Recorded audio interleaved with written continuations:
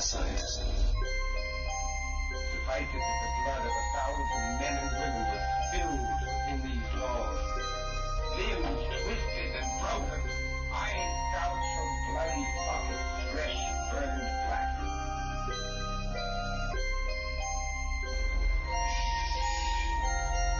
Please. Await the dead. In death, there are no accidents, no coincidences, no mishaps, and no escapes. What you have to realize is that we're all just a mouse that a cat has by the tail.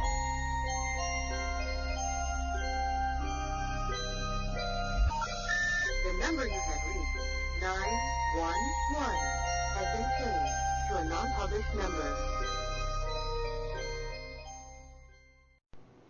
What's up, guys? Hey guys, welcome to World of the Unexplained.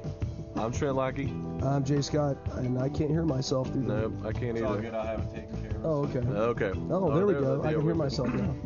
Okay, Anyway, tonight we've got Tom Horn. He's a researcher and freelance writer. I can't talk tonight, guys. I'm sorry, I've got bronchitis really bad. It's been Yeah. killing me all week. but he's a trooper and the show must go on. That's So, right. It must go on. know. At bad news, I failed the bar exam twice now. I think North Carolina has something against me. I'm not sure. Possibly. I say all of us listeners unite. ncble.org. You can email them. And yeah, I think you should overflood them. I think that would be if great. each and every one of you guys send them an email, they'll get at least 20,000 emails.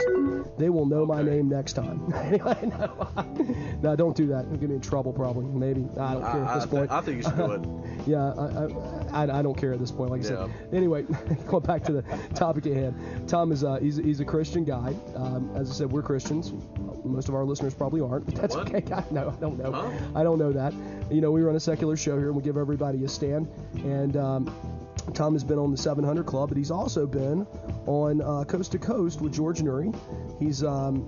He's been referred to by writers of the LA Times Syndicate, MSNBC, Christianity Today, WorldNet Daily, White House correspondents, and dozens of news magazines and press agencies around the globe. He's appeared on numerous programs worldwide.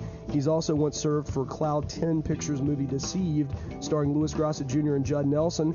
And his new book is the subject of our conversation tonight. It's called the Ahriman Gate. I'm assuming that's the way you pronounce it. We're going to find out. Let's bring him on now. Mr. Tom Horn. Tom, are you with us? I am. Great. All right. How are you doing tonight?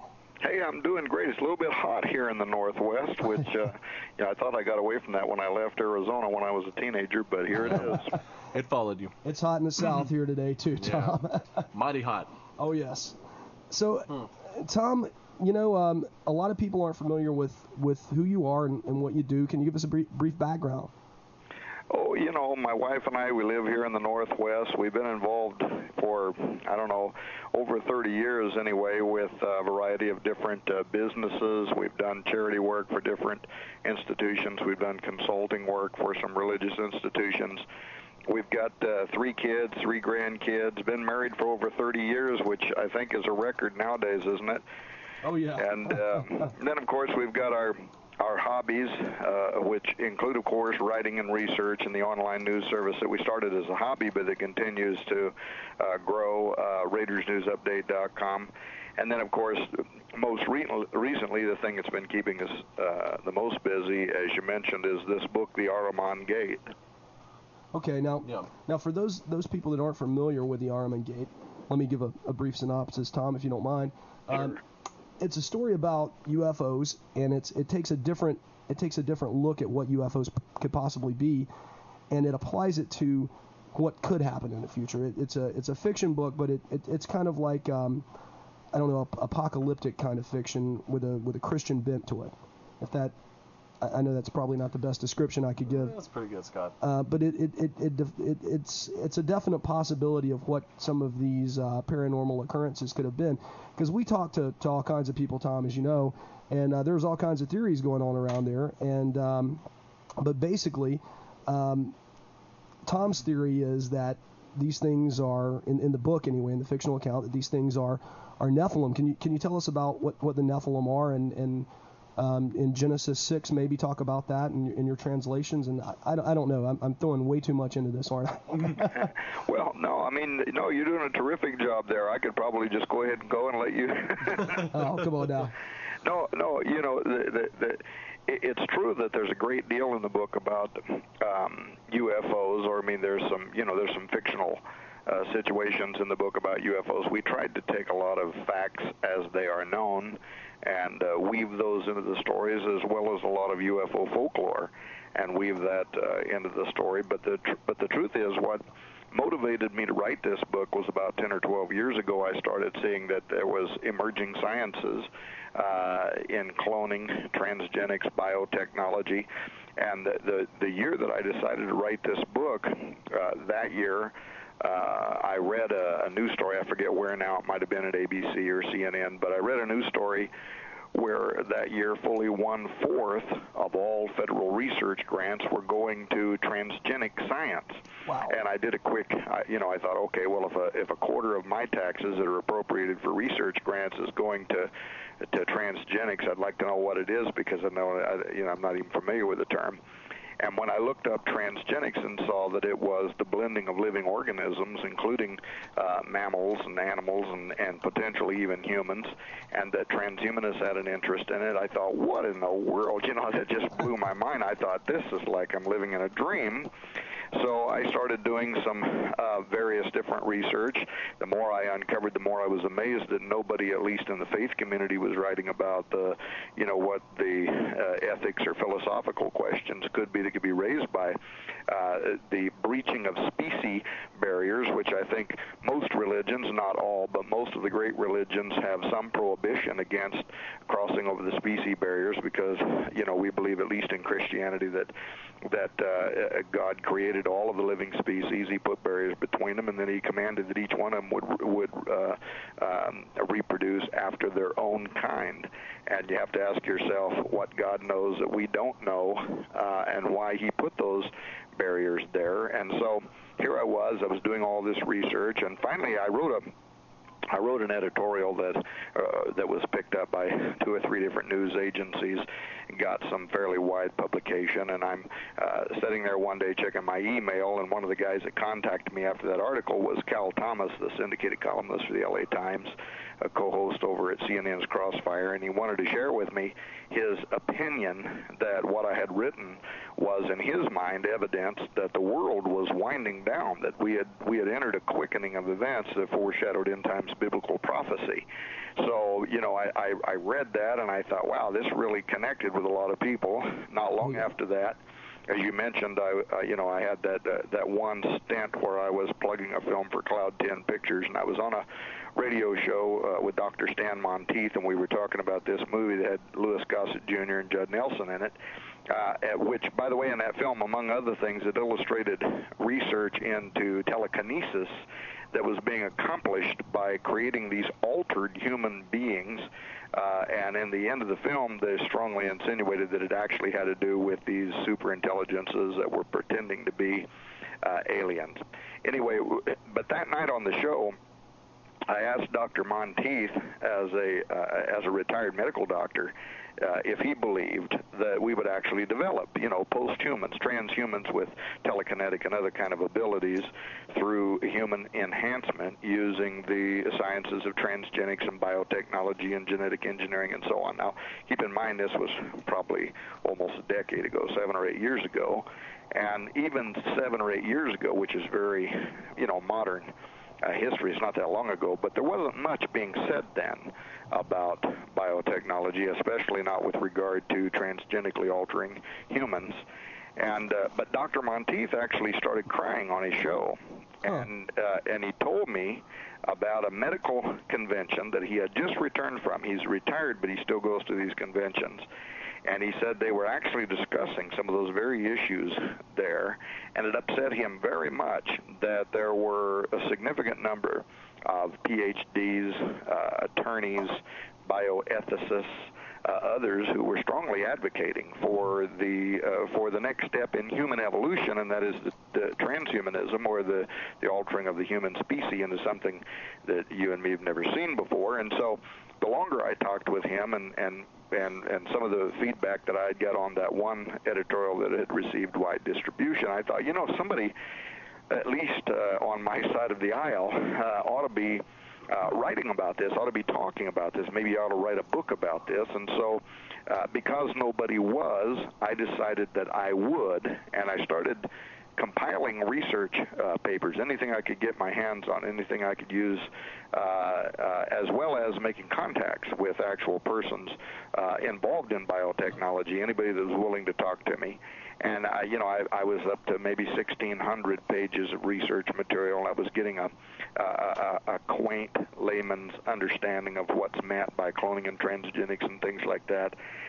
And just about the time I was thinking, okay, I've got all of the research material I need to write this book, I ran into a college professor friend of mine that I hadn't seen in years, and he made the point that if I wrote this book, in order to reach the largest number of people, get the most people to read it, that I should put it down in the form of fiction, create a fictional story, make it a standalone novel, and then weave into that story whatever ethical questions or whatever that I wanted to raise. And so, because I had wrote a great deal of nonfiction but not fiction, I brought my wife on board, who also has been a writer her whole life, and she helped me develop the plot and the characters. And I guess the book's been fairly well received. It's the number one selling book of all time for the publisher. It's got something like 50 5-star reviews now, and so we're humbled by that. But let me interrupt you here for a second, Tom.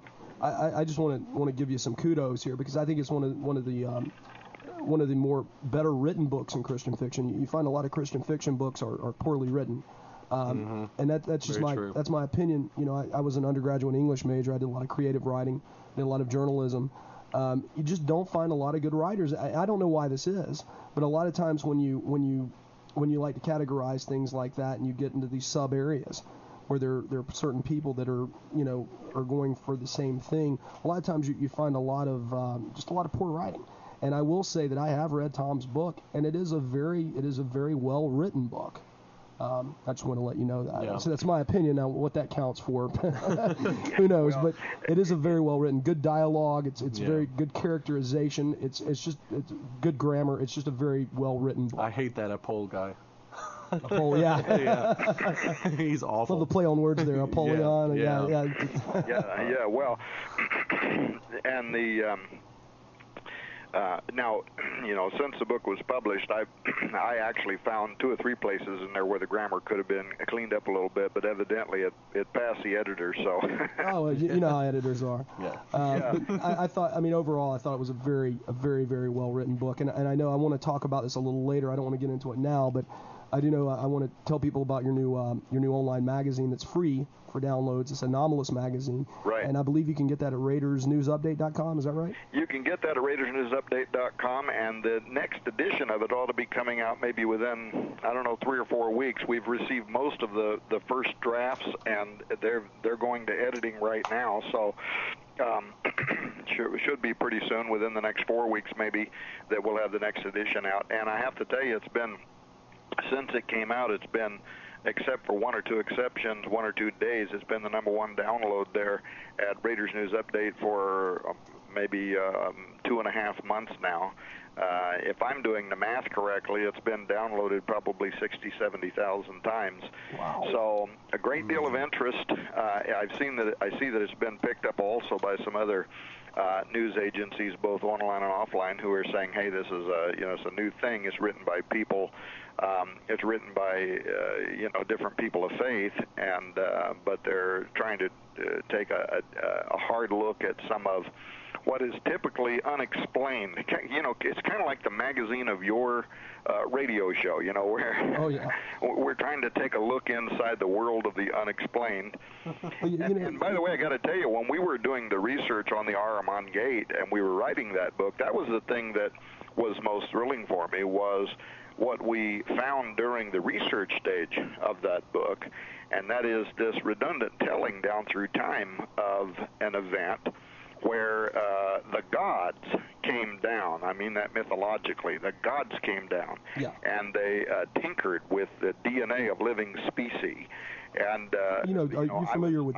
I was doing research for transgenics, and I was looking into the blending of both animal and human species, and I wasn't prepared for how many redundant stories in the mythos of different great cultures back from the very beginning of their records that we kept running into. I mean, it seemed to me like we were actually retracing the first records in history of transgenic science, which was conducted first by these super intelligences who were, for their own reasons, the first people who opened the Ahriman Gate.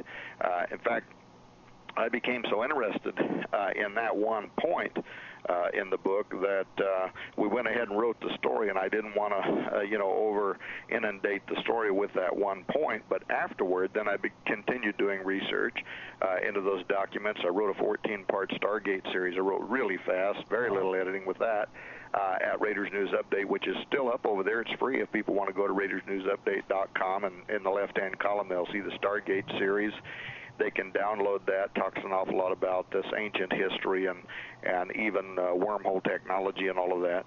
But that's being edited into a book right now, and I've written significantly more information that isn't online that's going to be in the ebook, and that'll be available probably in a couple of months. And then we're also now working on a sequel to the Ahriman Gate, and mostly because there's just so much information here that was startling to me as a researcher. I really didn't think that I would run into this redundant telling. I mean, if I was an attorney or if I was a private investigator, I think I would feel that I had actually uncovered information that could be used in a court of law for the establishing of a statement of fact about an event which had occurred and was recorded by different eyewitnesses around the world. I don't have much respect for attorneys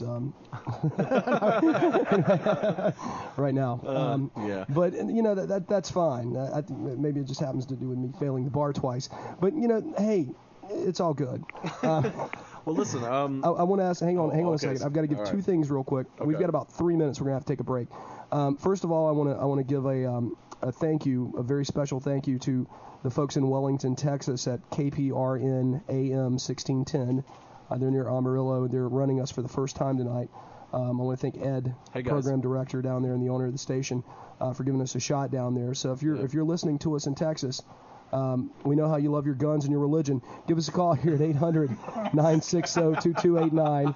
That's 800-960-2289. Or locally, if you've got a cell phone and don't want to cost us our dime, give us a call 336-996-1596. Yeah. But I do want to talk about one thing real quick before we go into this break, and you probably won't be able to answer it all, Tom, and then I'll let Trent get on here because I know he's looking at me evilly over here.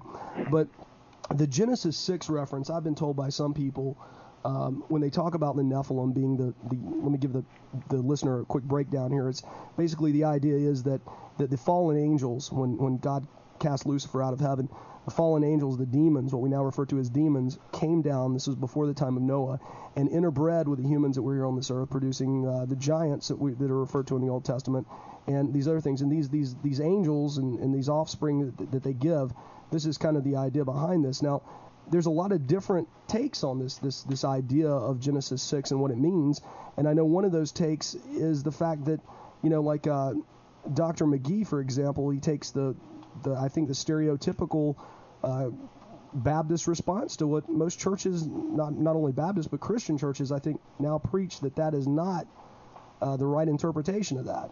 What do you have to say about that, Tom?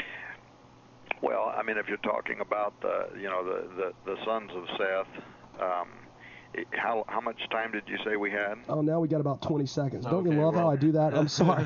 See that this is called keeping your listeners on a cliffhanger like they did in the old days. Tom, I'm sorry. We are going to have to take a break here. Hang tight on that, though. I want you to answer that when we get back. We'll be right back on World of the Unexplained. Hang tight, guys. Give us a call. We'll be right back after this. Getting into my peroration. Look it up. Peroration, the concluding part of a discourse. And we're back on World of the Unexplained. Give us your calls here, guys. 800-960-2289. Speak with Thomas Horn, the author of the Ahriman Gate. Am I pronouncing that right, Tom? Yeah, the Ahriman Gate. Ahriman Gate. Now, where did you get that? Where does that word come from?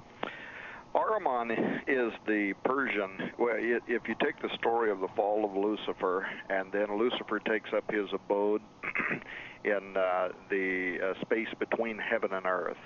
In Zoroastrianism, you have a story that's almost identical to that, and that is this being, Ahriman, rebels against Ahura Mazda and is kicked out of heaven. He falls to the earth. The earthlings don't want to accept him either. And finally, he takes up his space in between heaven and earth in an area that becomes known as Ahriman Abad, or the abode of Ahrimanius. And so it's essentially the Persian retelling of the fall of Lucifer.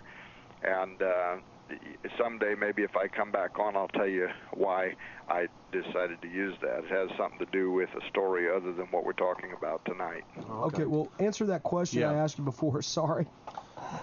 Well, the thing is, I mean, I understand some people believe that we're talking here about the sons of Seth. I think more and more scholars over a period of time don't believe that. More and more scholars, as I read them today, believe that there was something that was more unusual that was going on there.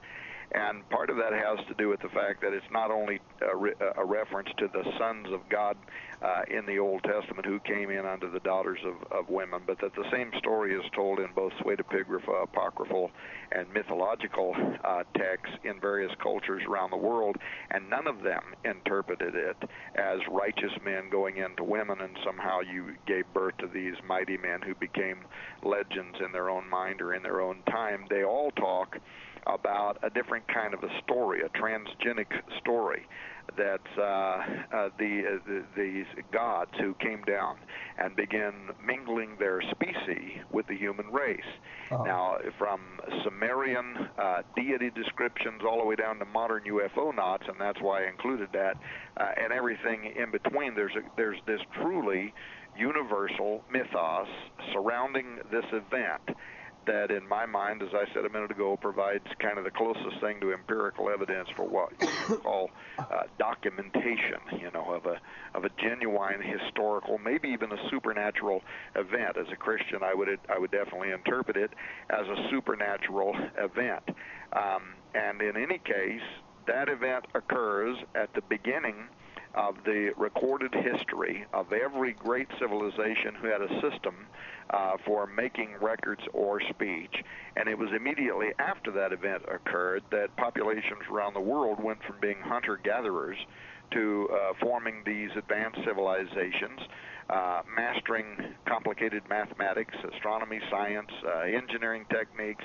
They start building these complicated observatories and pyramids around the world with astounding similarity and even astronomical qualities, things that continue even to this day to astonish the rest of us, but among the most well-developed of those societies, there were these records that were written down of this starting phenomenon. Now, some people in the New Age refer to that as cargo cults. Other people refer to this as holy men. But these were people that concerned themselves with writing down, making a record of what and who had suddenly descended through the gates of heaven, involved themselves with the antediluvians. Now, during my research into all this, I found that in Assyrian, Egyptian, Greek, other great mythologies, that one of the things you look for, is repeated patterns in making a case for something to have some kind of credibility. Even the Bible says that God speaks once, yea, twice. You look for repeated patterns, things that are repeated more than one time, and that have been viewed by different eyewitnesses. They may tell the story a little bit different because that's human nature. Yeah. Each one of them will, highlight or maybe even exaggerate certain points of the story, but they're essentially telling the same general story, and that's what I noticed in all these civilizations, that these gods, and this is the key part now to me, and this is how this ties into the transgenics in this book, these gods, in order to materialize, in order to take this three-dimensional expression, for some reason it seemed to require the need for them to blend various species in order to create the pathway, the portal, through which they could extend themselves into our material world. For instance, ancient texts like the book of Jasher. And by the way, the book of Jasher is referred to in the Bible, in the book of Joshua, and also in the book of 2 Samuel. But in the book of Jasher 4:18, it says, after the fallen angels went into the daughters of men. No. Can I stop you a minute there, Tom? Sure. Now, are you speaking of the Apocrypha test? Apocryphal text. works. God, I can't talk tonight. Thank you. Yes.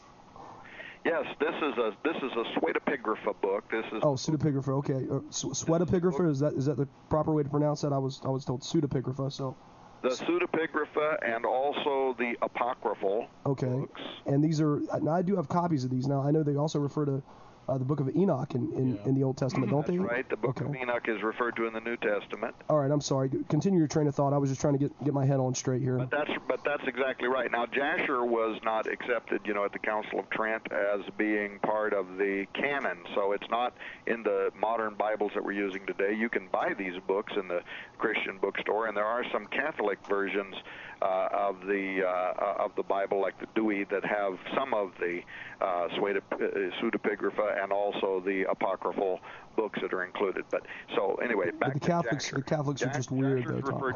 Oh my gosh, I was making a joke there. I'm sorry you didn't hear me.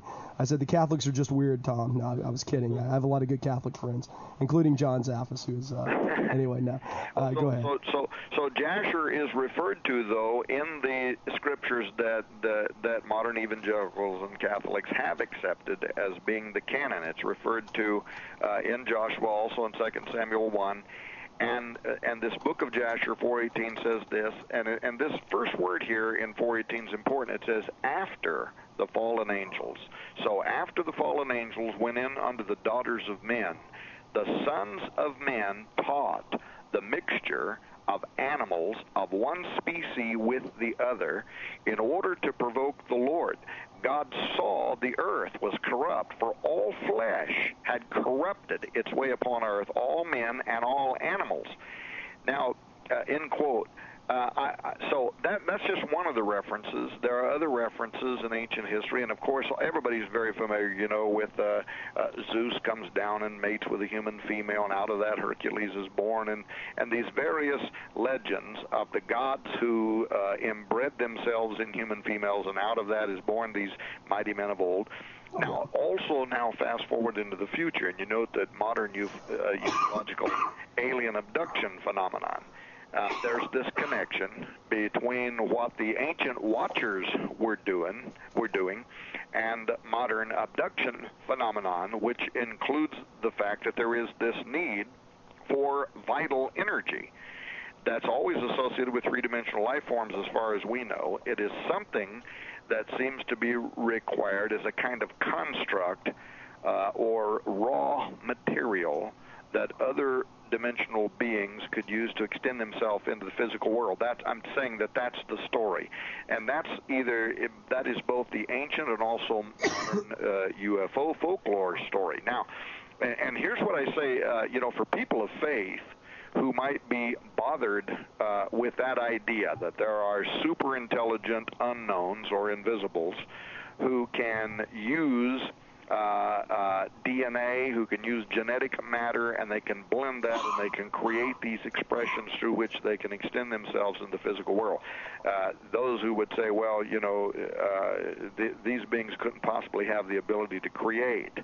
And what I would say is they don't have the ability to create like God does, but they do have the ability to manipulate genetic matter, DNA, just like our scientists are doing today.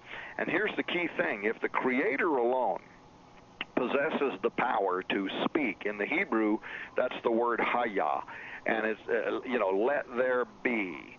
And God the Creator calls raw atomic nuclear energy into specific molecular forms. Only He can do that. Our scientists can't do that. He can do that. But after that created energy is made, these watchers, just like our modern scientists today, have this material that they then can mess with. They can change it in order to construct these three-dimensional bodies through which they could incarnate themselves. And by the way, Dr. I.D.E. Thomas told me one time that was the reason why animals are killed and mutilated and stolen in these UFO flap areas, because whatever these beings are stealing that genetic material in order to create for themselves forms into which they can exist in our reality. I also think that could explain why the ancients, like the Sumerians, the Hebrews did this, the Hittites, the American Indians for that matter, the Babylonians, the Assyrians, people around the world have this belief that's part of their religion, that gateways or openings or doorways are something on earth that symbolize celestial openings through which both dark influences and light influences not only can enter, but through which they seek entry. And therefore, in all of these different ancient religions, it was important to use imitative magic for protection against undesirable entities, both at the homes and in the cities, and therefore they'd build these elaborate things around their windows and their doorways. Some people also look at the Jewish exodus from Egypt, and the lintel being struck upon the doorway of the home. And the Assyrians, certainly their gateways were representative of heavenly stargates. That's just a known fact. And on earth, those Assyrian archways were enormous. You can go and look at some of the ancient Assyrian constructs that were built in their cities. It's amazing, these gigantic entryways that they constructed that provided entry into their cities or into their palaces or whatever. And they would place these transgenic beings on both sides of these entryways, and then they would bless the entryways with these names of good omens. But not only that, they would not only these colossal creatures flanking city gates and omens, but the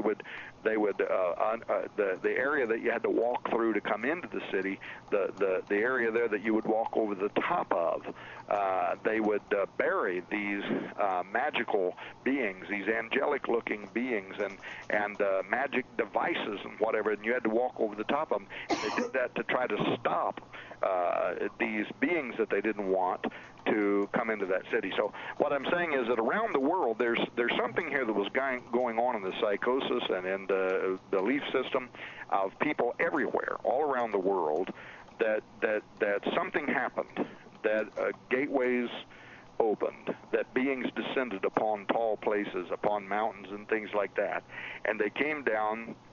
They did things to antediluvians. They used their molecular cell matter. They created pathways. They incarnated themselves. They became mighty men, powerful men of old. Now, you mentioned the Book of Enoch.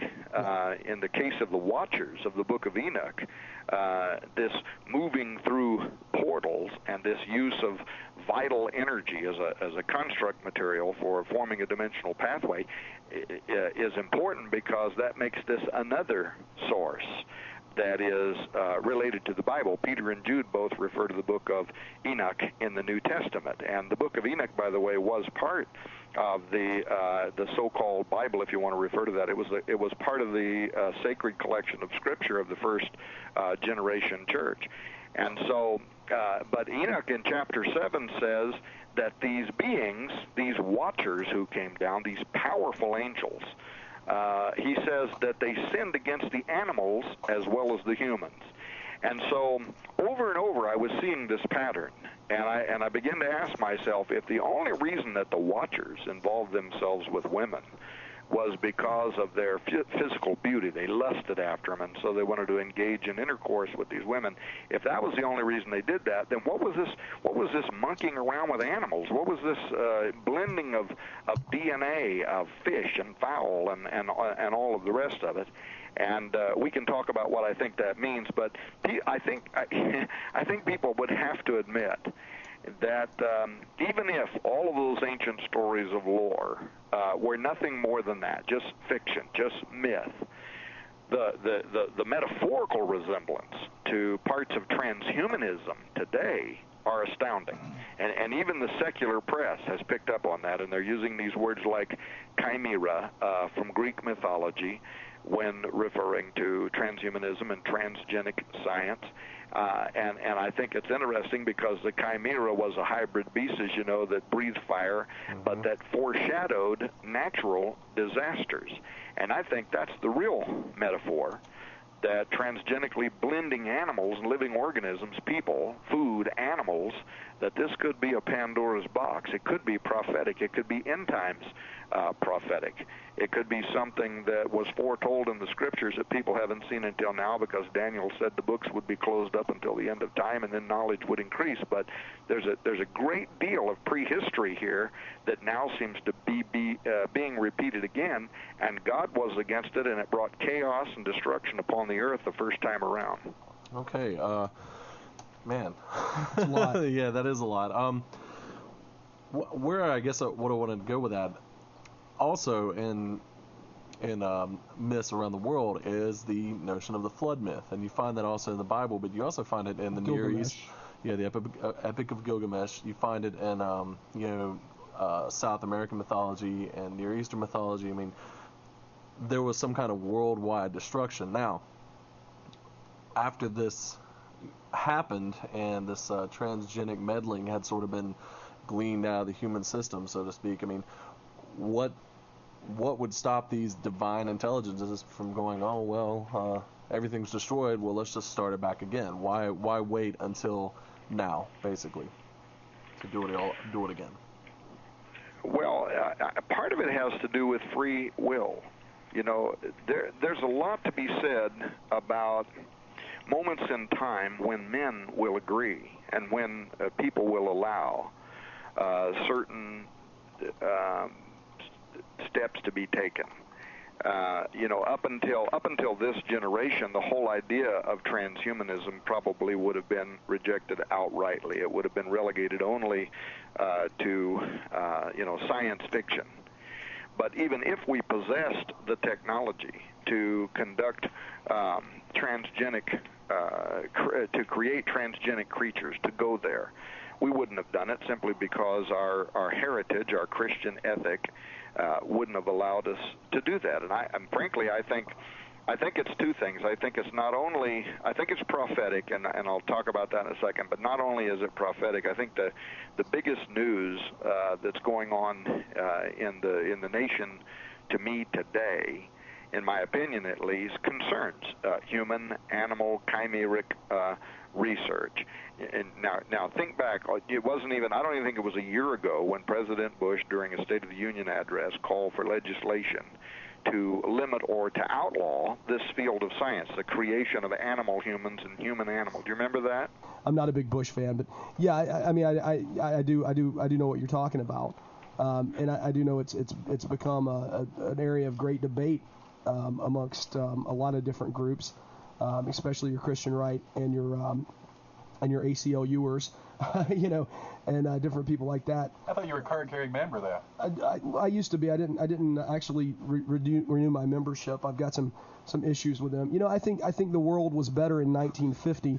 And do not whatever you guys do. If you want to call, go ahead and call, and we'll hang up on you. I will make fun of you and hang up on you. I think the world was better in the 1950s. And don't call me and about the civil rights crap and all this. But regardless of that, aside from the civil rights and the way that we treated certain people. I think it was a better world in the 1950s. I think things were better. People had better morals, and if we didn't have better morals, at least we pretended like we did, and it seemed that way. I think there was a better balance of international powers too. And I hate to say it, I'm not a supporter of the Soviet Union at all, but there was someone stopping the United States or any other big power from, oh my gosh, what are we talking about? And I just got you way off topic, Tom. Yeah, I'm sorry about that. Let me give the numbers, and then I'll put you right back on. But let me say one other thing. I like to golf from time to time on the show, and this is all of our listeners here. This is your chance to call in and share your open-minded views with someone. 800-960-2289. That's 800-960-2289. Or locally 336-996-1596. My biggest bone and my biggest point of contention on this show is that if I have somebody on here that claims that we were spawned from some kind of lizard people, a lot of times my listeners and the people in the chat room, they don't give, they're like, oh, this is such a unique idea and such a wonderful thing, and they want to know all these things, but the minute I get a Bible-believing Christian, what other kind is there, right, guys? The minute I get a Christian on the show, I get all this bashing a lot of times, and I'm thinking, if you guys are so open-minded, then, bring it on, and open your mind up. And just an even I just saw a comment in our chat room that said the 50s sucked. All right. Well, anyway, like I said, call in. If you got at least the problem, music did, I think, but that's just me. Excuse me. I like Frank Sinatra. I like Elvis Presley.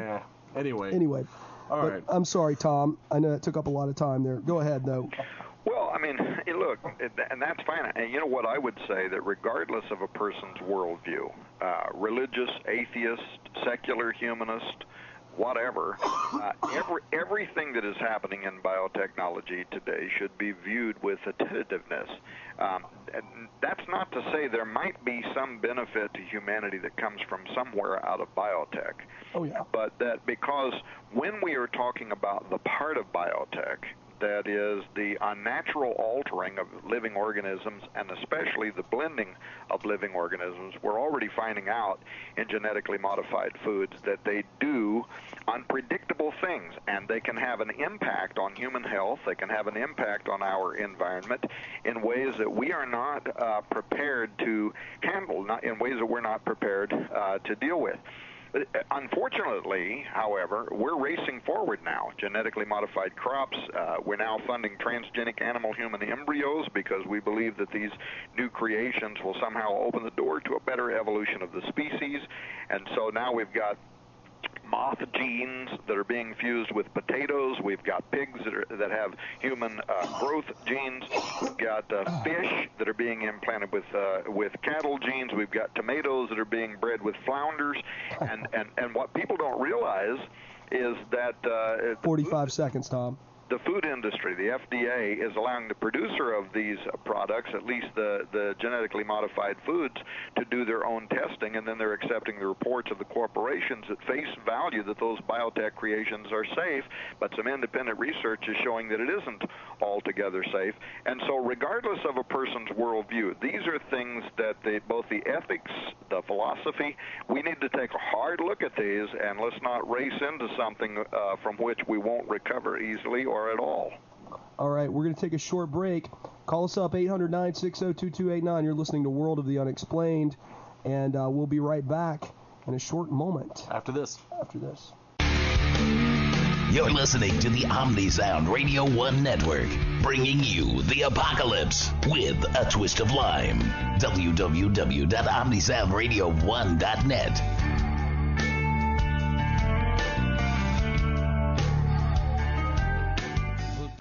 Every Halloween at midnight, the devil simultaneously appears in two places: the high plains of India and a quiet cemetery in Kansas. It's November 2nd, the Day of the Dead. Two federal marshals report to the small town of Shinbone, Kansas, moments after a tornado warning, to transport a prisoner with no past, no identity. He is known only as Sin Jin Smith. Starring Roddy Piper, Richard Tyson, Jonathan Davis, Kevin Gage, Gary Casper, John Philbin, Billy Duffy, Charles Cypers, and Eileen Dietz. Check out the movie that critics are calling one of 2007's most anticipated horror films by visiting www.sinjinsmith.com. That's www.sin-jinsmyth.com. St. Jin Smith is a Snapkick Productions film, written and directed by Ethan Detmeyer. Coming soon to a theater near you.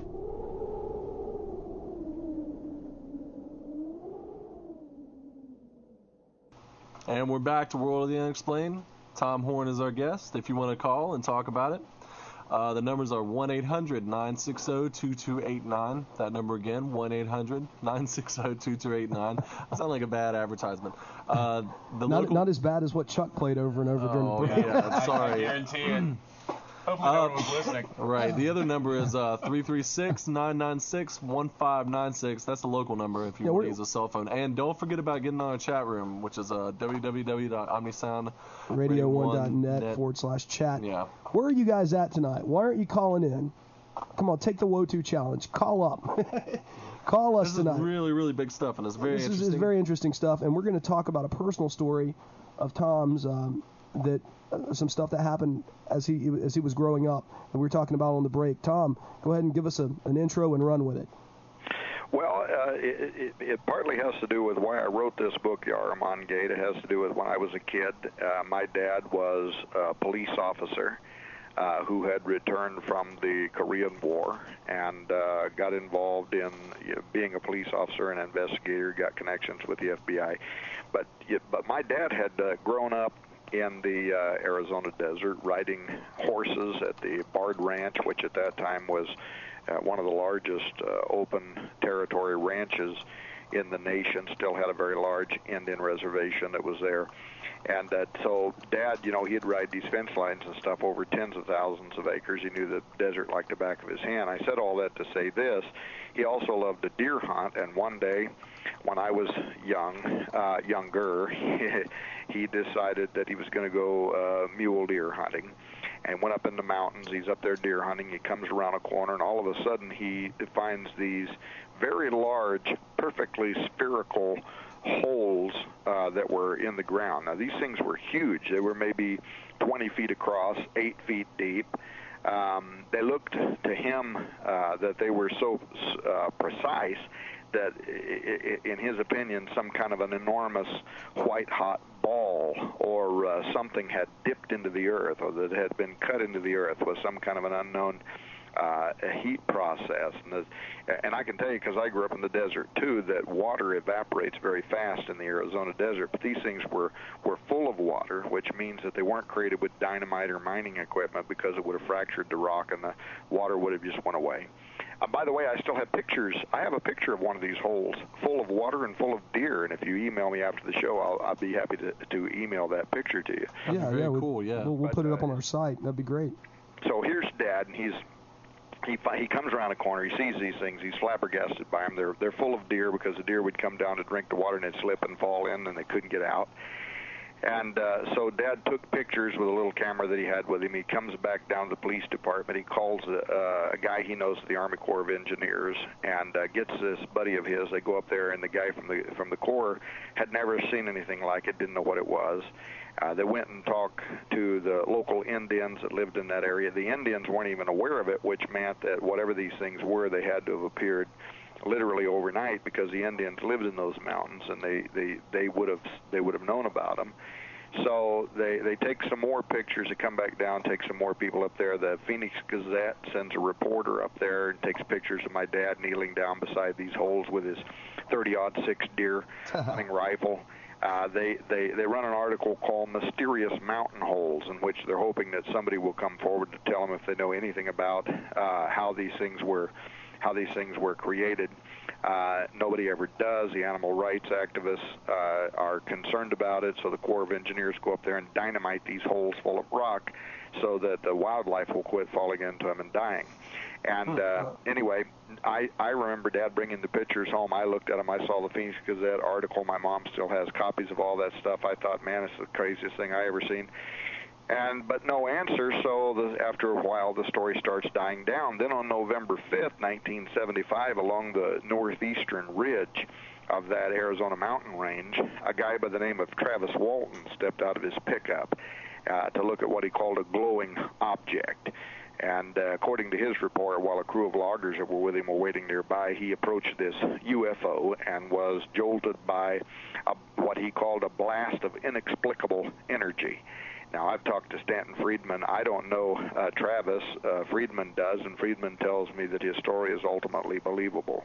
And if there's any guy you don't want on your trail, if you've told something that isn't true, I can tell you it's Friedman. he's actually coming on our show. So anyway, all the guys, that are with Travis, they jump in their truck, they take off in terror. Travis is taken on board whatever this spacecraft or whatever is. He's subjected to a variety of physical examinations, and his story, years later, is made into a movie called Fire in the Sky, which was this story was considered to be the best documented account of UFO abduction in history.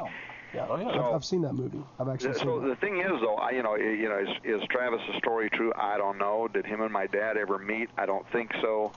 Was there a connection between what happened to him and the fact that he's in the same mountain range where my dad made these discoveries? I don't know about that either.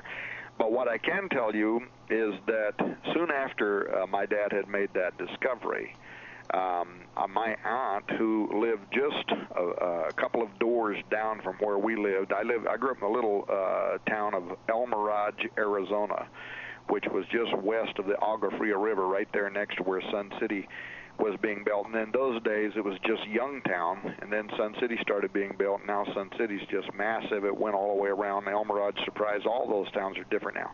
But in any case, my aunt, who lived just down El Mirage Road from us a little ways, came, and my mother told me this years later, that she showed up at the door. Her face was just flush white.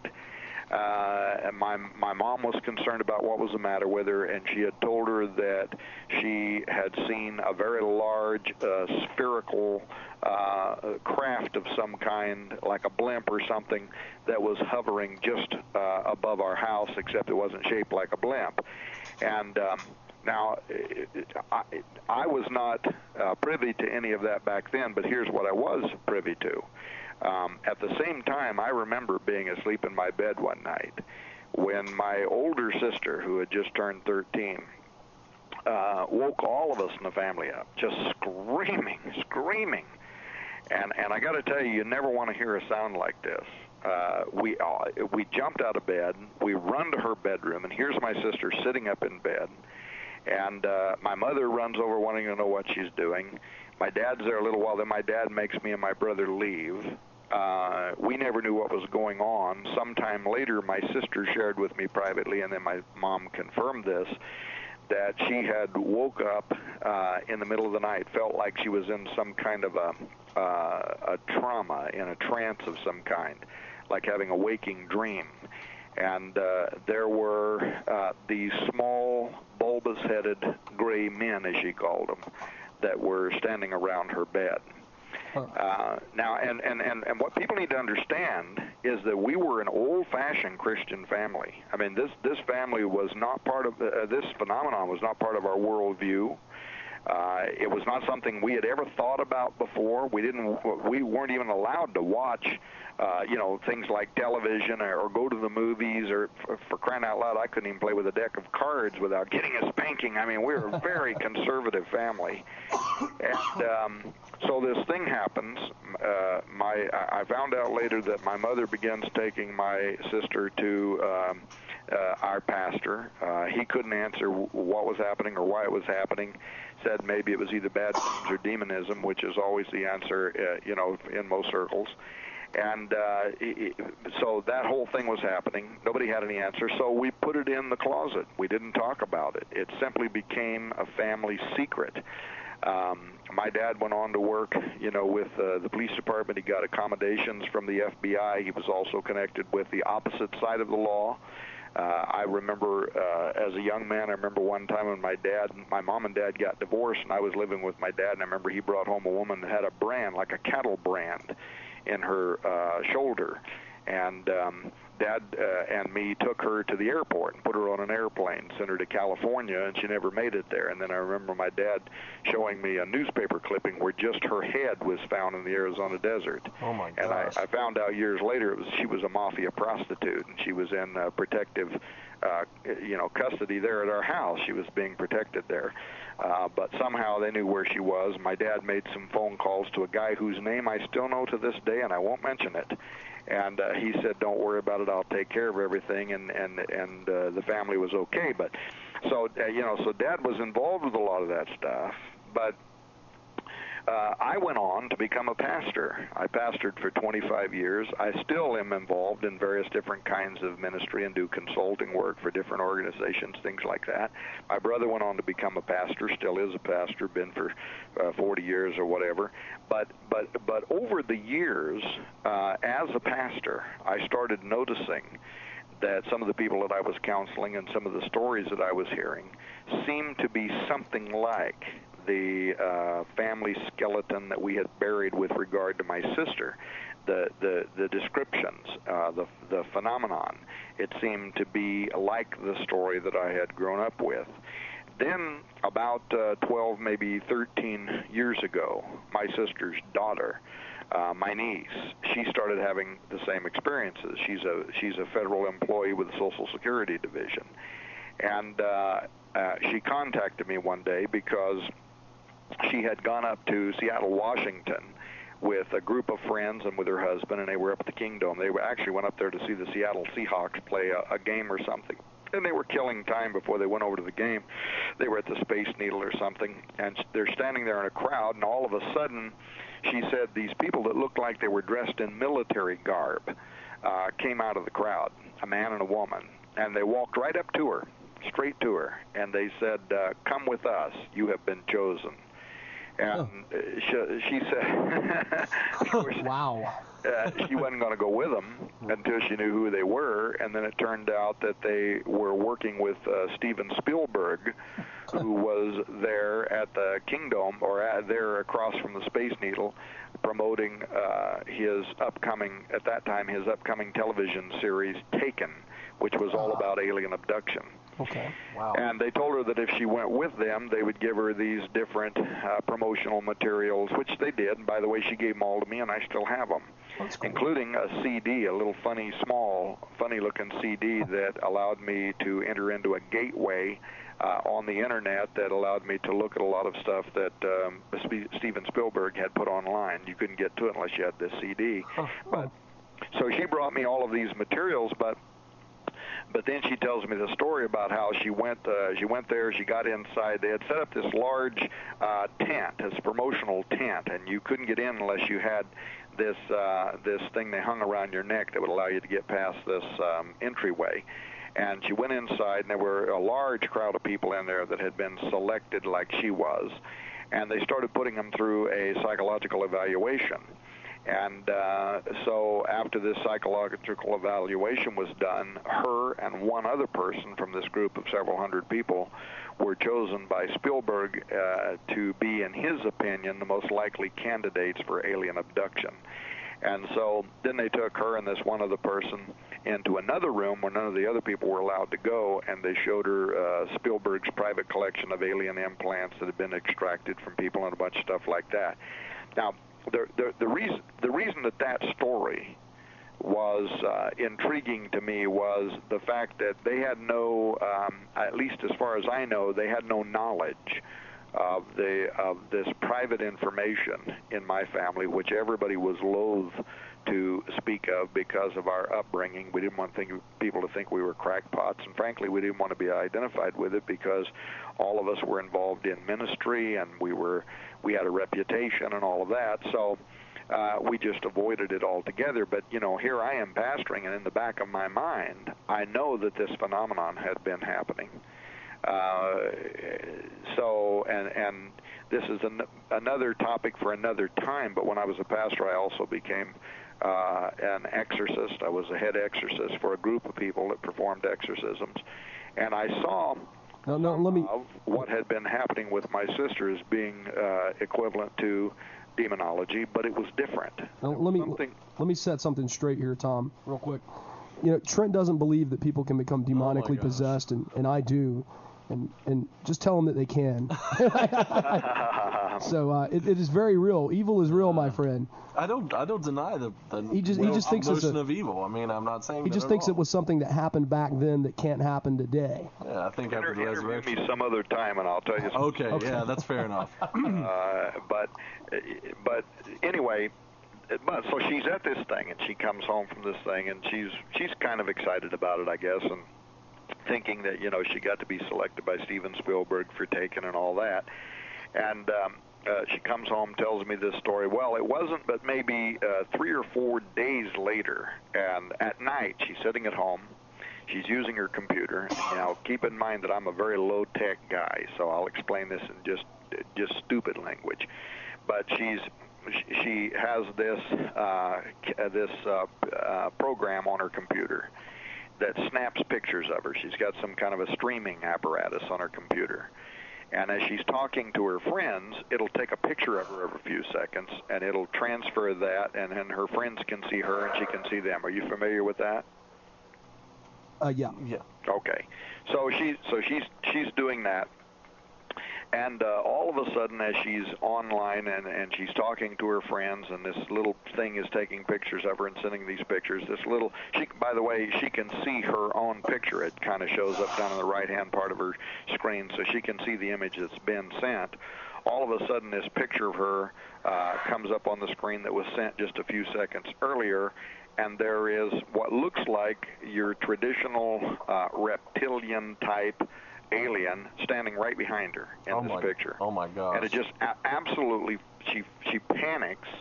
She spins around. There's nothing there. But she absolutely panics. She's got to come and see me right away. She keeps the picture off of her computer, sends it to me, says, "Tell me what this is. Tell me what this is." I get the picture, and it's a very disturbing picture. I get this picture right away. I can see what looks like this either a gray with reptilian type eyes or your traditional alien reptoid type thing standing behind her, halfway in the frame.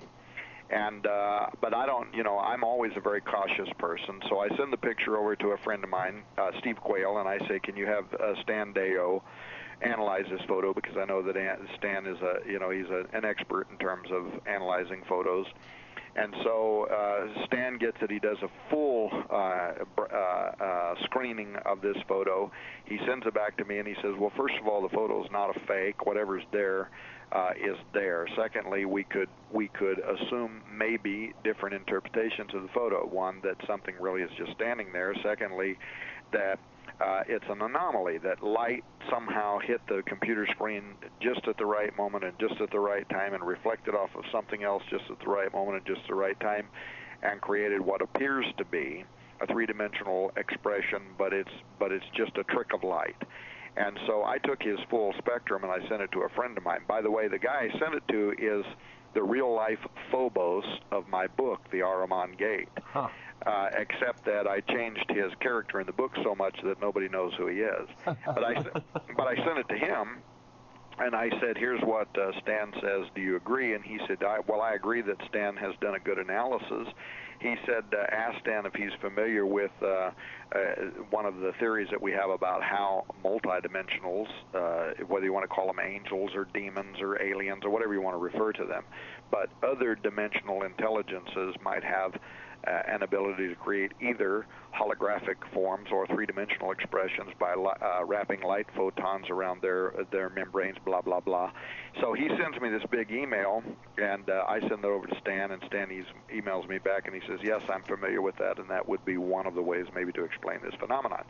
So shortly thereafter, I was on Coast to Coast with George Norrie, and we were talking about some things, and I happened to mention that, and he asked me if I would put that up online, which I did.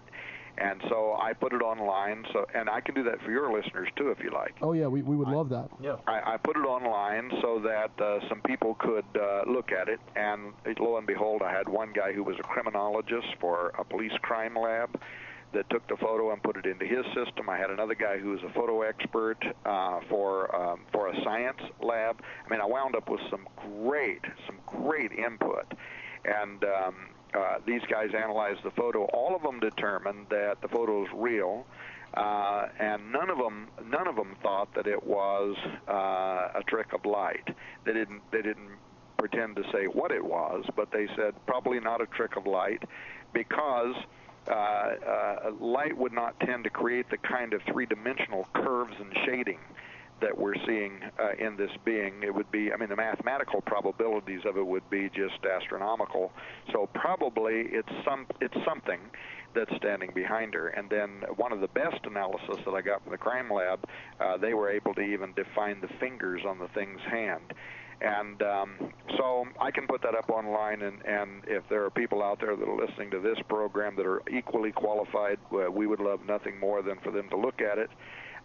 We haven't made any judgment about what it is, but in my family, and given the history there of my sister and now her daughter, it's at least more than ironic that this kind of parade of events would happen with a person like her. So now, having said all of that, I was back on Coast to Coast last week or week before, and Nori asked me if I had any input on that, and I said I had. But just the day before I went on his show, my niece called me and she said I come home, I have a very funny recording on my telephone answering machine. I'd like you to listen to it. So I get this recording. Sounds I don't even like listening to it. It kind of gives me the creeps. It's some woman called her, but then as this woman is leaving a message, there's this other voice that's kind of fading in.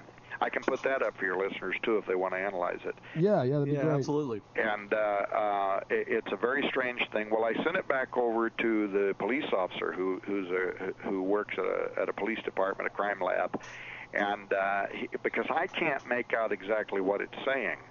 And he analyzed it, and he said, well, it sounds like the person is saying, I'm here in town, I'm ready for the mission, or something like that. And then, but I received 4 or 5 others well, I'll put it up online. I don't even want to say the names, but the voice identifies itself with a very ancient name that is associated with a demonic force, and refers to he's going to make her menstruate, and it has to do with the blood, things like that. And so, frankly, I've listened to it a couple of times, and once I read those 4 or 5, I kept getting these repeated interpretations that were very similar, and so I thought, wow, there's several people are picking up kind of the same message here. And it was a message that I don't want to think about, and it was a message that I don't really want to hear anymore. And so, but I'll tell you what, if people listening to this want to go there, the picture and the audios are up at RaidersNewsUpdate.com / Hang on just a second. A.M. Raiders News. I'm putting this up for the people in our chat room right now. RaidersNewsUpdate.com / Coast AM.htm. All right, I'm putting that up now. Yeah, that was put up for the Coast Show, and I haven't taken it down yet. And you can go there, and there'll be some unrelated information there, because when I was on with Nori, we were talking about psychotronic weapons and things like that. So there's some other stuff there that won't matter, but if they follow that left column down, they can listen to the audio, they can see the picture that's on there. This is kind of an ongoing investigation, but it could be, and I've had a couple of people tell me now that this might be the very first actual photographic proof of an alien entity. It might be nothing more than a trick of light.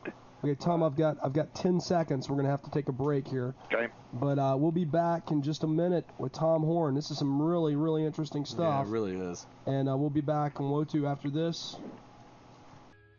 Okay, we're back at World of the Unexplained with Tom Horn. I don't know, are you guys dead out there tonight? Call in, man. 800-960-2289. 800-960-2289. Why do I feel like I'm trying to sell something here, Trent? Because you are. You're right, I am. But, Scott just... I was just getting into my peroration.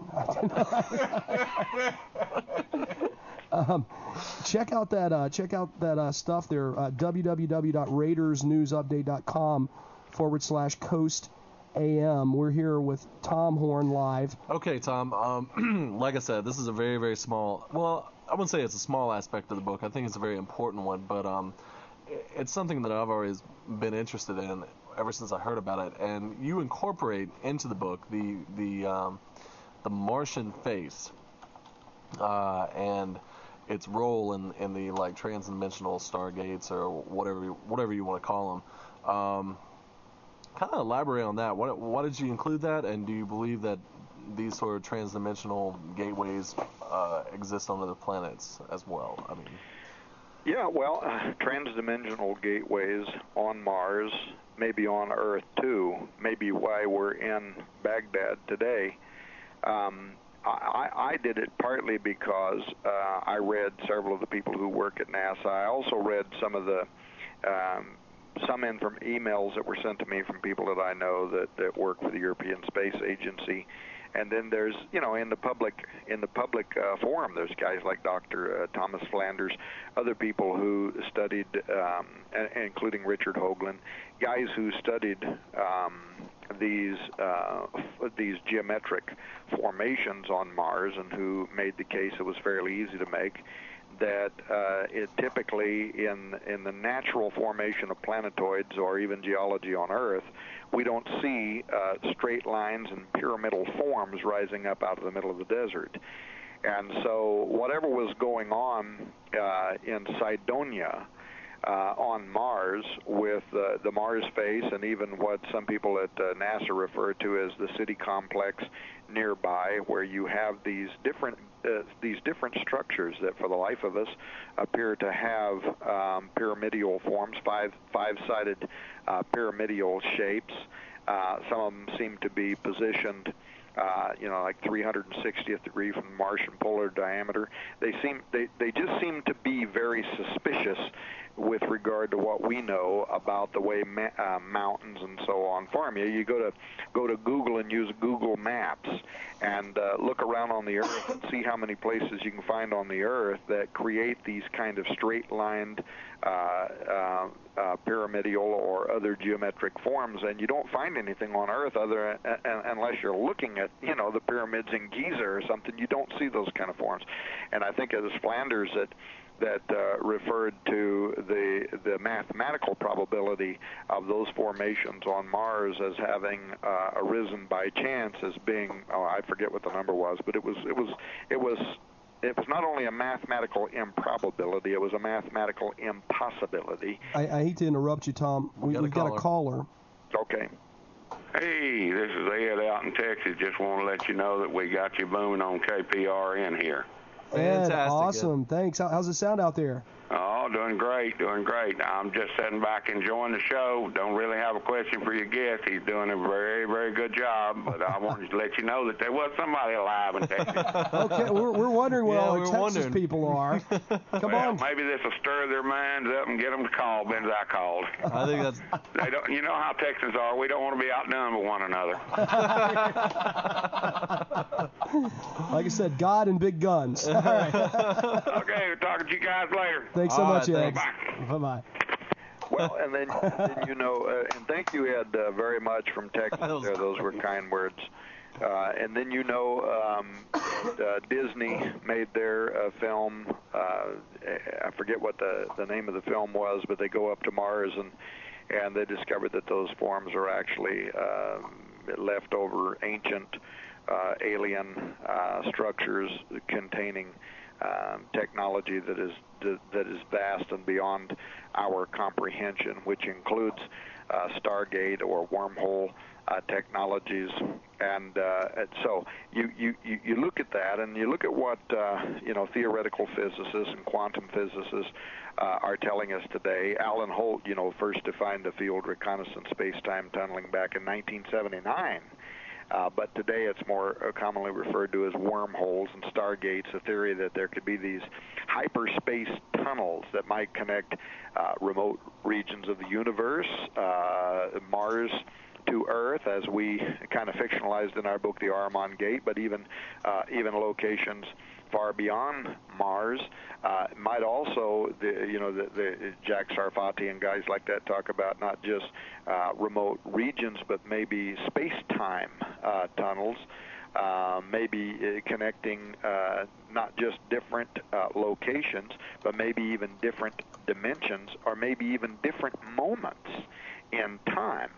And that UFOs could hypothetically travel through those space-time tunnels from either incredibly far distances to the Earth or from different moments in time or from these other dimensions, and not only do that in matters of seconds, but maybe even do it at speeds greater than the speed of light, as we now challenge Einstein's theories of, or at least some of his concepts of relativity.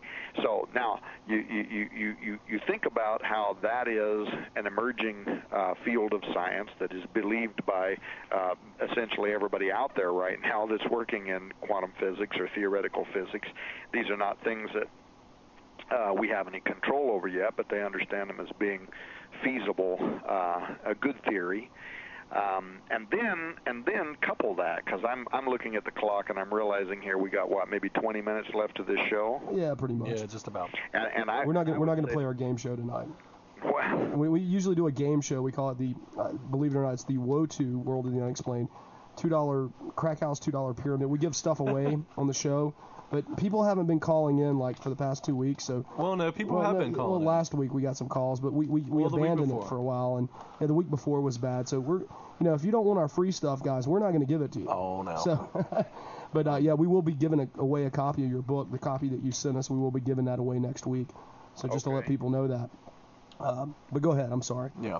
Well, I'm just saying, you look at all of that, and we don't have time now to talk tonight about the history behind the building of the Tower of Babel and how I think Nimrod relates to transgenic science. We're just going to have to talk again at some point in the future, and we can talk about those because they're both in Scripture and in history.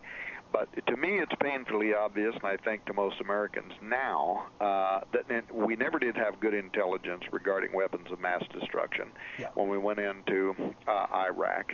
And so you ask yourself the question, why did we go? If we went there to take control of oil, we're getting less of it now than before the invasion, so that doesn't seem to be... Yeah, I'm saying, what's going on here? Light it up, George. Come on. I mean, where are we at? Well, other people say we went there to spread democracy. I think all of us on this show are at least good enough students of history that we understand that you probably don't spread democracy with a cannon barrel. Oh, come on. The Muslims do it so well with a sword, though. Oh, my. And then you look at these other anomalies. I mean, we said we were going to go there. We're going to use their oil. Remember, it was going to just be a cakewalk. We're going to use their oil to pay for the reconstruction of the infrastructure, blah, blah, blah. Oh, yeah. The infrastructure is completely in disrepair. They're not only falling into civil war, they're in civil war.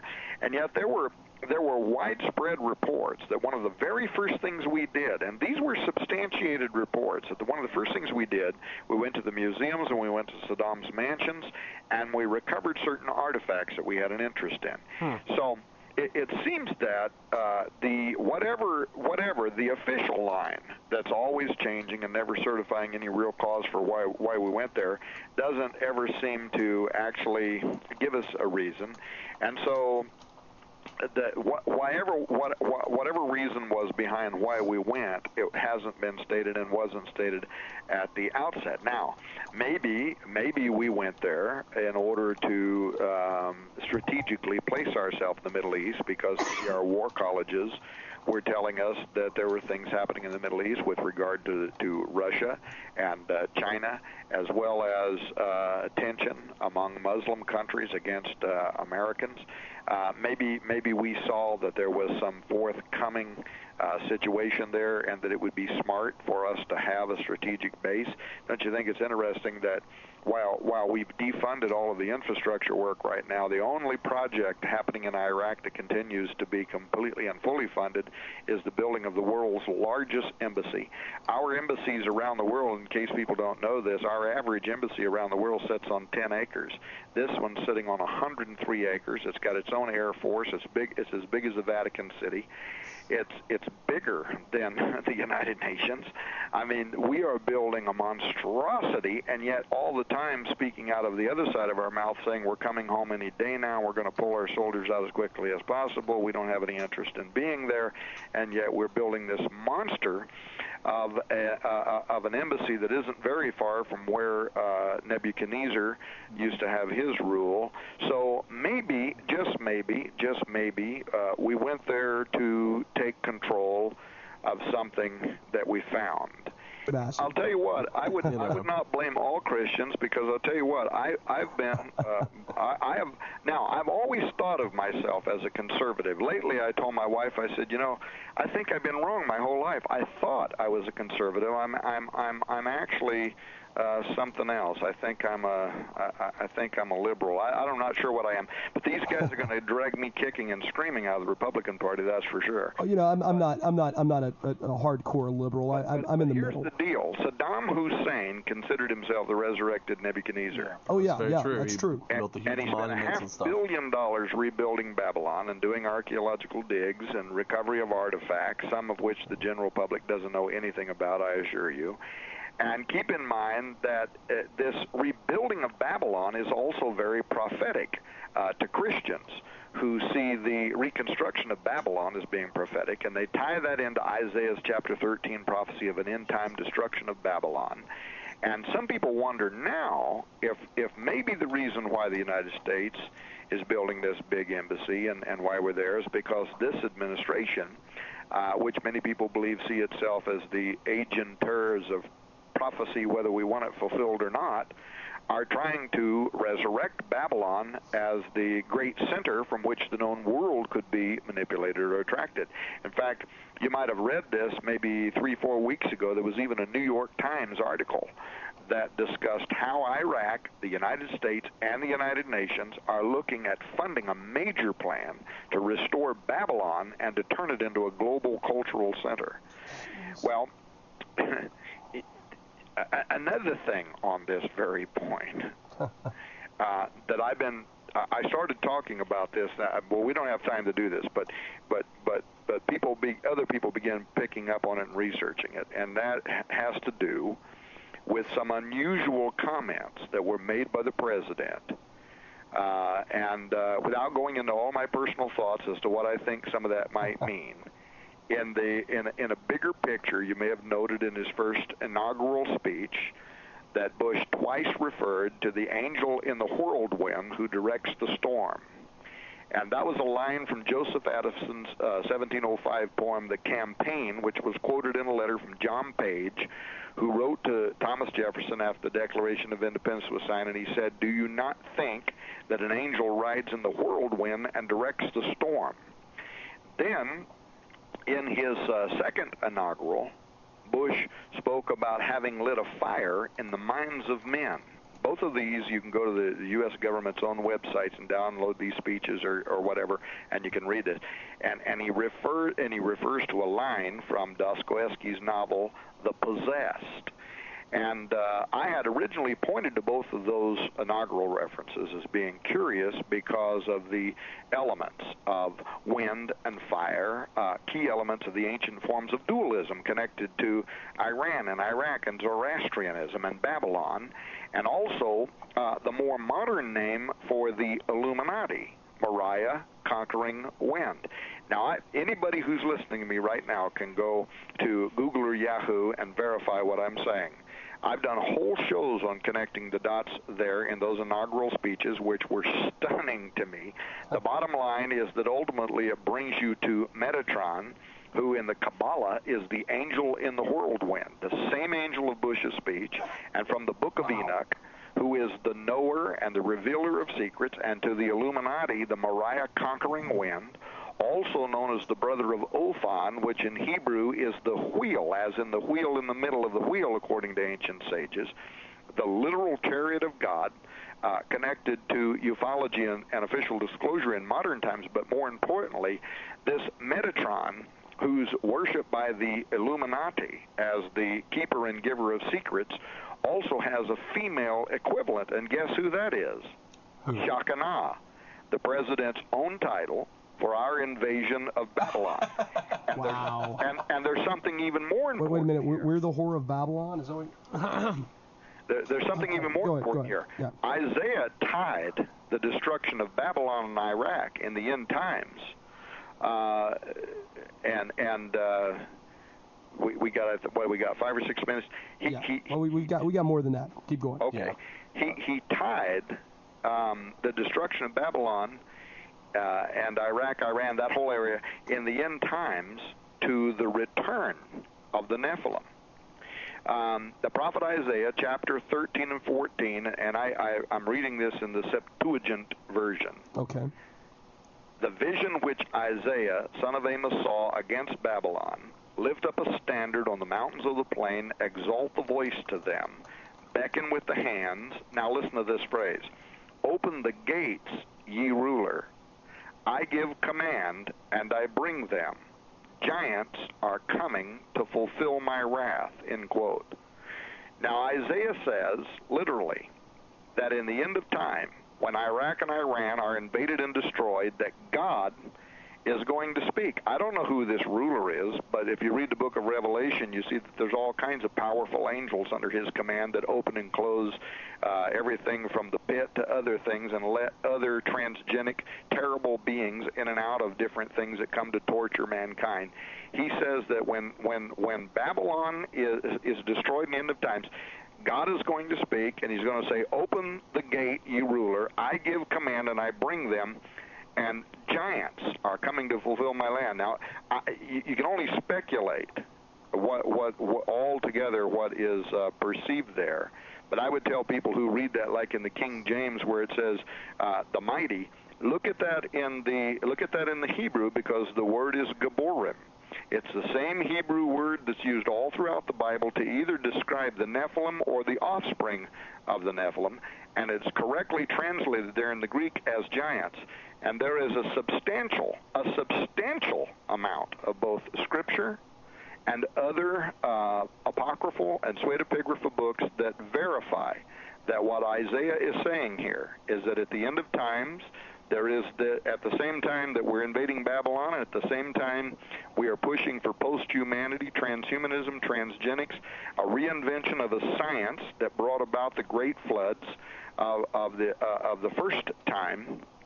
That these beings are going to return. It's astonishing how much text involves this story and the predictions, both in the Bible and out of the Bible. There's at least a dozen places in the Bible that make this reference, and it's going to happen. And people need to understand what we're doing now, we only do once. This is very close.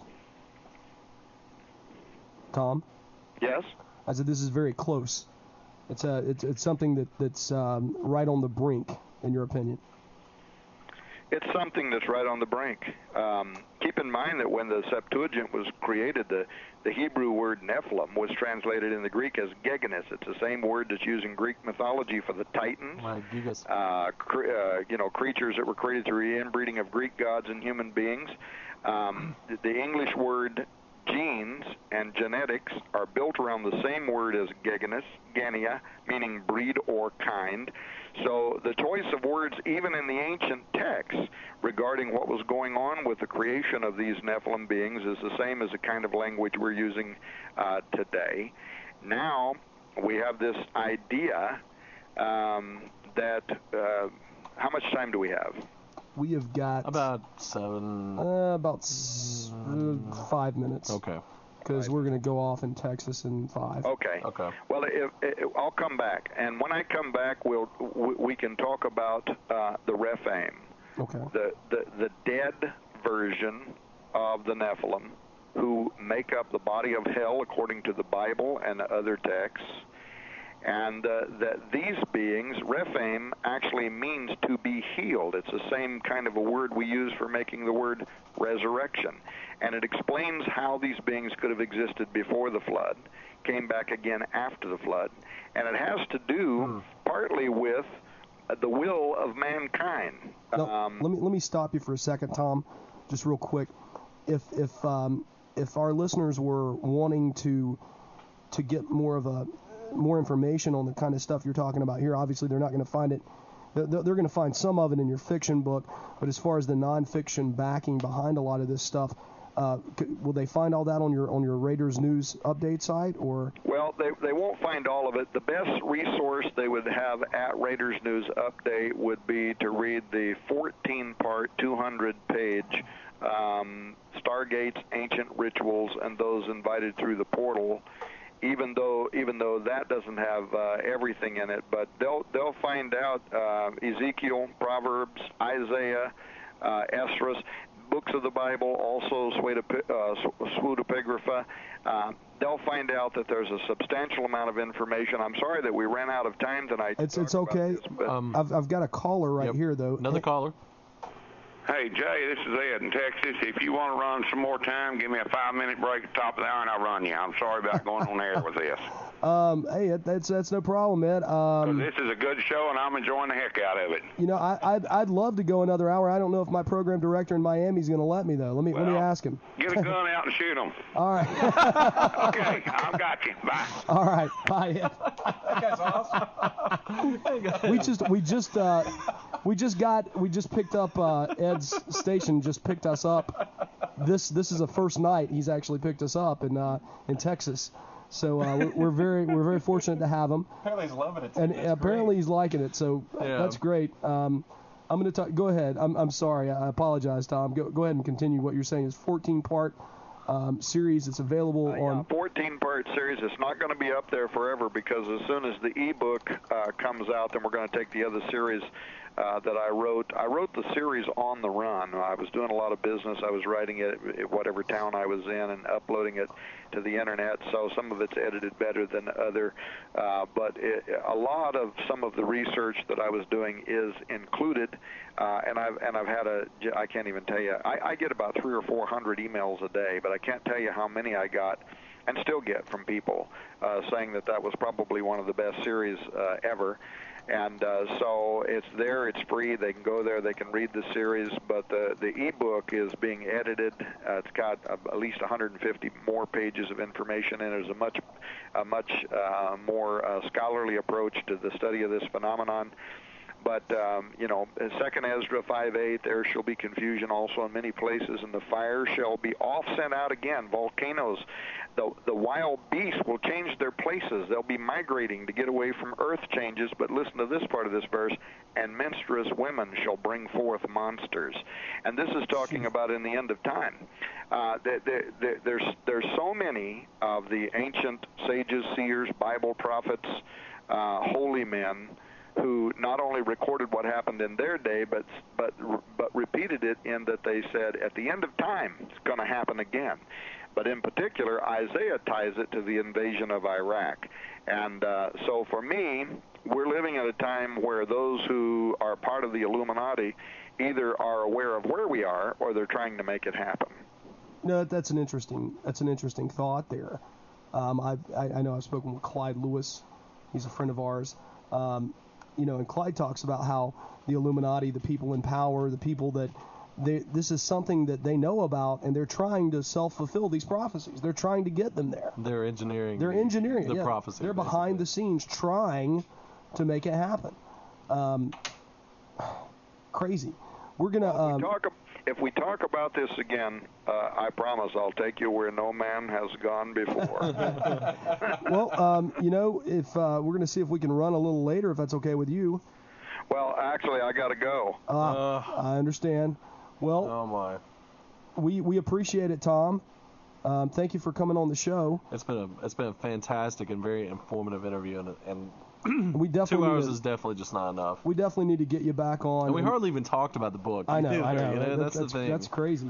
But we definitely need to get you back on, and I'll shoot you an email out and see when we can do that pretty soon. All right. Well, it'd be wonderful. All right. Thank you so much for coming on, Tom. Thank you for inviting me on. All right. Absolutely. Have a nice night. All right. Bye-bye. Goodbye. Wow. Man, wow. Wow. We're excavating artifacts in Iraq. I mean, it really makes a lot of sense, too. You know? That's, It could. Is this thing playing? There we go. What music is this? It's one of these loops that we engineered. It's better than Brokeback Mountain. Well, you know, it's on the CD, too, but I just felt like playing this one. So...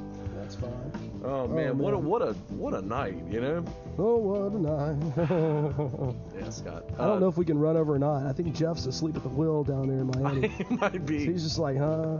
Yeah, he's not even responding. He definitely will be with this kind of groovy music. So we are gonna go over now. It's Venus Flytrap, by the way, on WKRP in Cincinnati. That was the guy's name that played the AM stuff. Totally unrelated, but I mean, it was something. We've got What's his name we were talking about? Venus flytrap. Venus flytrap. I think it was Venus. Yeah, I'm pretty sure of that. We've got Anyway, next week we've got the Meyer contacts. Also by a guy named. Yeah, it's also Torn. it's weird because his last name's Torn. There's no relation at all, between these guys at all. But and they're preaching two totally diametrically opposed ideas. Yeah, it really is. I mean, you only get it here, folks. We'd like to arrange it that way, after all. Yes. But I mean, yeah, his the whole theory about Billy Myers and the Plejarians. I mean, they're preaching a totally different slant on the alien experience. And I still don't know if we're gonna have Thomas Allen from Possessed on.